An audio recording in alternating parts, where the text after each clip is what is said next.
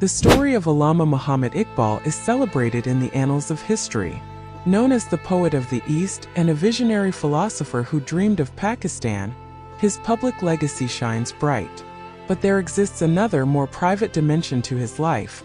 A story woven not just with the threads of intellectual triumph, but with the intimate, often painful fibers of love, duty, and personal compromise.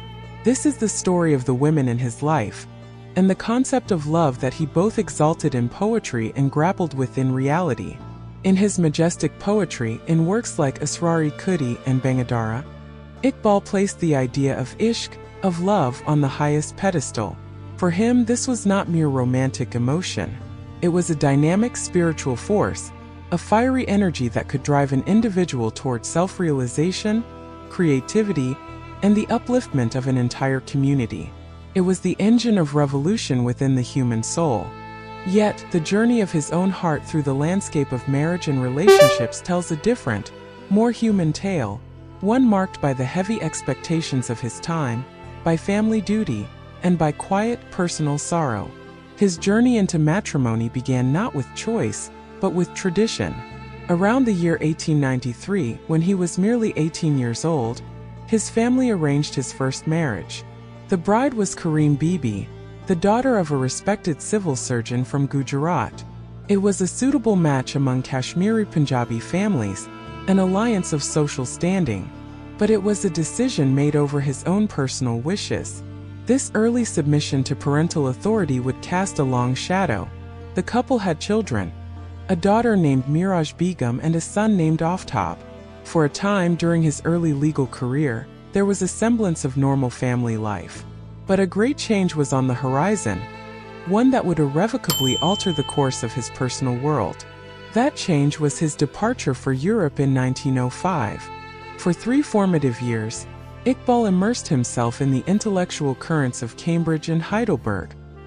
He earned his doctorate, studied Western philosophy, and his mind expanded in ways he could never have imagined in colonial Punjab. During this period of intense growth, he also experienced a different kind of connection. In London, he met Atiya Fyzee, an educated, modern Indian Muslim woman. Theirs was a meeting of minds. They took walks, discussed literature and philosophy, and shared a correspondence filled with intellectual warmth. In his letters to her, Iqbal shared drafts of his work and expressed a gratitude for her companionship that bordered on affection. Simultaneously, in Germany, his language tutor Emma Wegenast introduced him to the depths of German idealism, to Goethe, to Nietzsche. She was more than a teacher. She was an intellectual muse. These relationships with educated women provided a companionship and mental stimulation he deeply craved. Yet, the gulf of social norms, religious boundaries, and his existing marital ties back home made anything more than deep friendship an impossibility. They remained profound, yet unfulfilled, connections that would later echo in the themes of longing in his poetry.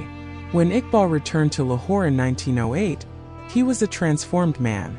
The intellectual and emotional experiences of Europe had created a chasm between him and Karim Bibi. The shared world they once had no longer existed. An emotional distance settled in, which soon turned into a physical separation around 1910 to 1913. Though he would provide for her and his children financially until his last day, a strict adherence to duty, the marriage was over in every other sense. Biographers often note it as a source of lifelong regret for Iqbal, his first lesson in the conflict between the heart's desire and societal obligation. Even during this separation, the pressures of family and society did not cease. In 1910, he entered into a second marriage with a woman named Sardar Begum.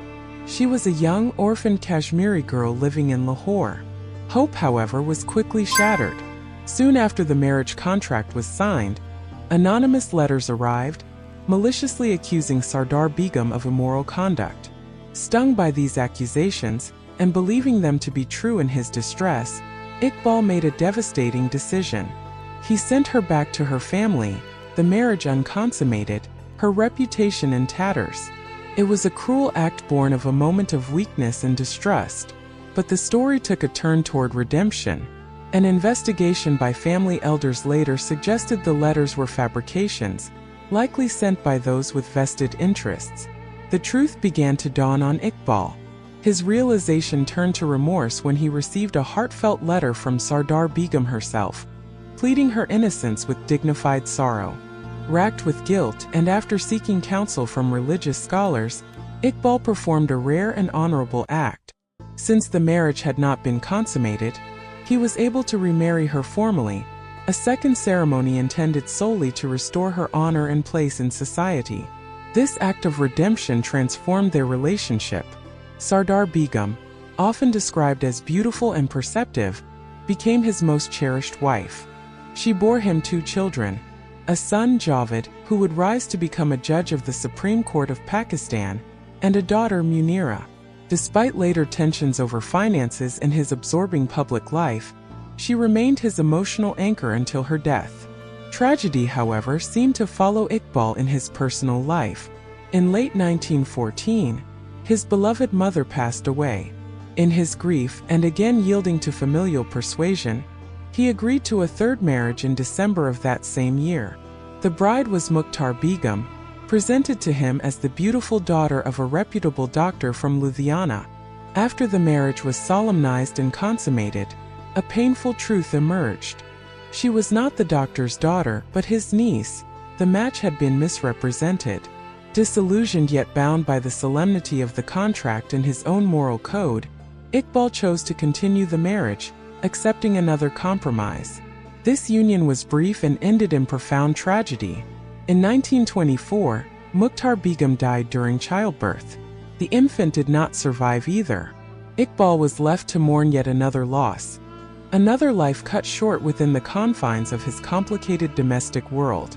For a brief, turbulent period, Iqbal's household was a rare and difficult experiment in polygamy, with 3 wives connected to one man. The emotional and logistical strain was immense, exacerbated by the intervention of Karim Bibi's mother.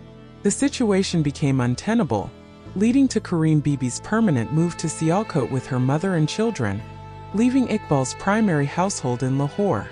The later years of his life found a fragile stability with Sardar Begum and their children.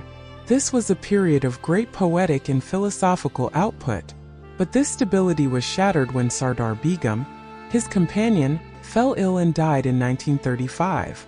The loss devastated him. His later letters speak of a deep loneliness.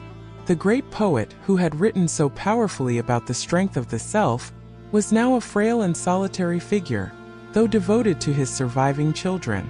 Allama Iqbal himself passed away in April 1938, mourned by millions.